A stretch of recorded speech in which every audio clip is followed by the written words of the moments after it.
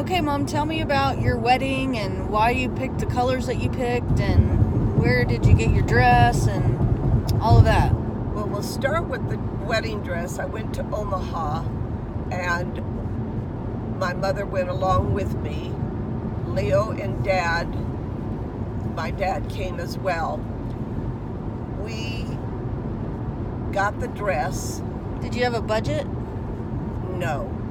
I think my dress cost $125. The train I had was full, but I had them sew another piece in the middle, so it was extra full and lacy and long sleeve, and it was beautiful.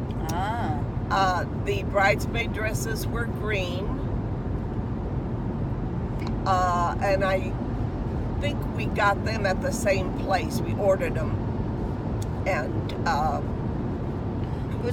did you know you were going to go green, or you went in and that was the color you really liked? I guess we got married in May, so green just seemed like a good spring color. Okay. The wedding cake, we just had one wedding cake, and I found a top tier piece of a bride and a groom with a priest in the middle. Oh, wow. That was important because Leo's brother was studying in Rome at the time and became a priest and later on abbot, archbishop. Well, so how you decided to get the wedding date was in May. Correct. How early did you get your dress, and like did you announce the wedding and then that next weekend go look for a dress, or? No, you asked about a groom's cake. They didn't have a groom's cake back then. It was just one large wedding cake for both the bride and groom, and there was an engagement announcement with my picture in the paper of who I was going to marry and the date. According to Dad or Leo, I don't remember, but we had to cancel it one time to go into Omaha because there was a snowstorm. It had to be in the wintertime then. So we must have went in the wintertime to get the dress. Okay. Next question. Well, having engagement rings has not always been around, for years and years and decades. Did you get an engagement ring? Yes, I got an engagement ring. But I know, like, you're probably in the fall of '64. Fall of '65. We got 65, married, right? 65. We got married in '66. That I got the engagement ring. And how did he do it? You were out in North Platte for some reason, because I was already working out there, and that's when I gave it to you. And then I think we called our folks and told them that we were engaged. So it wasn't, you didn't get down on one knee or hide it in a cupcake? Okay. Nothing that fancy. Okay, and so tell me about the day itself, because it sounds like it was... Oh my, well... a lot of events. Since Dad was Bohemian and I was Polish, there was no way there was going to be a stepladder along the side of the house and elope. My parents and Leo's parents were delighted and excited that the two of us fell in love and were going to get married.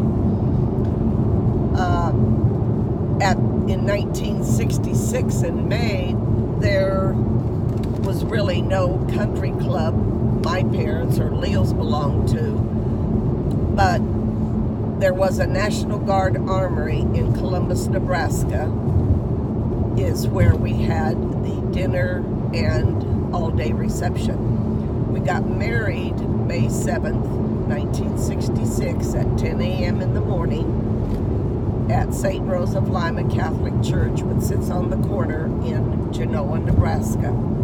From there, we went to Columbus, where there were 500 people for a sit-down dinner. Everyone danced all afternoon, pinning money on Dad's tuxedo jacket and my veil. It was a custom to help the bride and groom that were getting married. My parents provided all the meat, which was beef, Polish sausage from Swantek, a Polish meat market in Omaha. We had chickens that my mother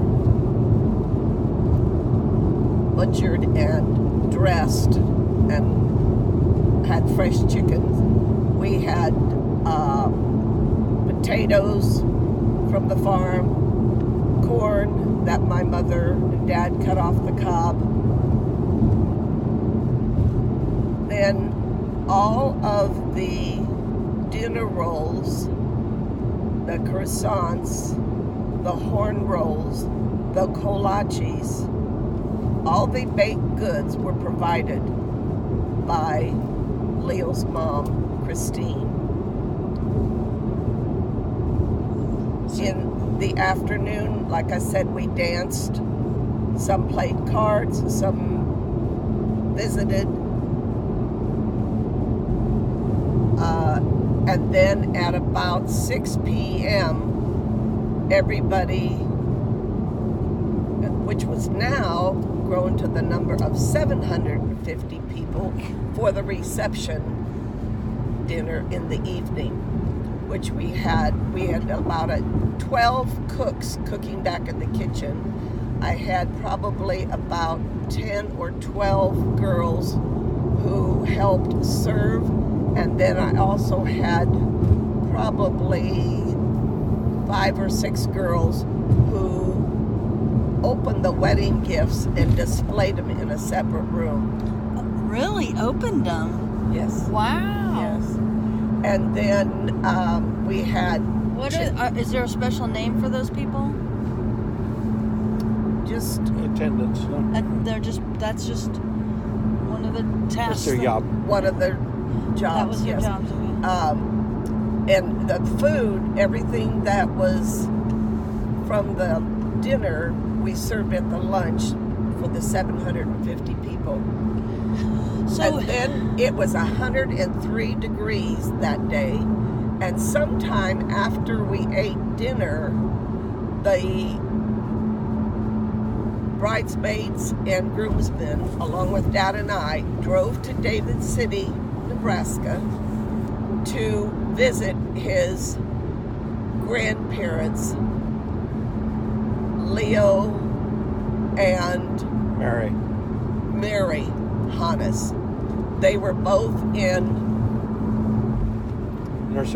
a nursing home at the time. I still remember looking at Mary Hanus, had her hair in a little tight bun in the back, and saying, "Oh, my pretty dress."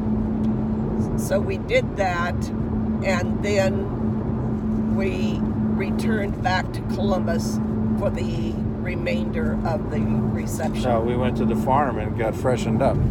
After we had the evening meal, we went, it was 103 degrees. I took off my wedding dress, cooled down a bit, and all the bridesmaids and groomsmen were there. And then we went back into Columbus at the National Guard Armory, where we had the wedding march, a wedding dance until 1 a.m. We had the Ernie Kuchera Orchestra. Al Grebenek. No, Joe Lucas, I think it was. It wasn't Ernie Kuchera. Okay. We had 1 or 2 bands in the afternoon, didn't we? Yeah. And plenty of drinks. Anyway, we left, I think around midnight or so, and drove to Grand Island, Nebraska, where we spent our first night on our honeymoon. The next morning when we woke up, it had frosted the entire state of Nebraska and dropped down very cold. So the weather patterns haven't changed much in the last 52 years.